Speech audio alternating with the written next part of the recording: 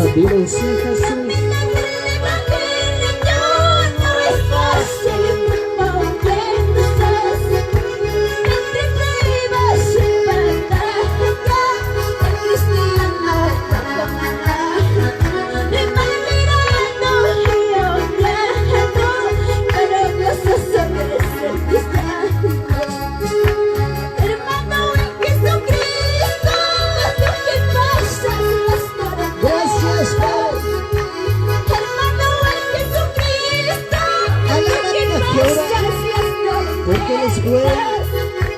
Un saludito muy especial para nuestro hermano Emilio Melchor que nos está viendo en este momento.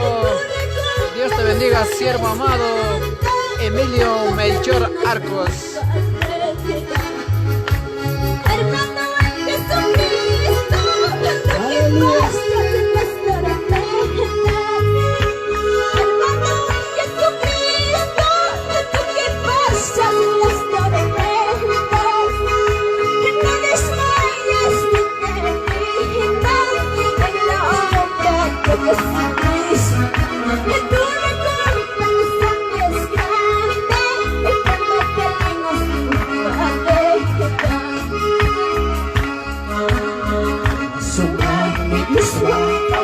Gracias, Vero.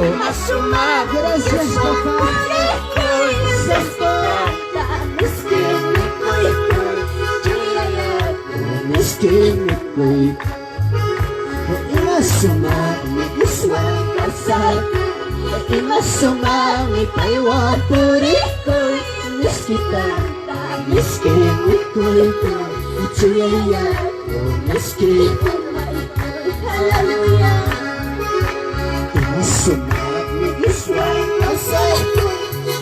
Hallelujah.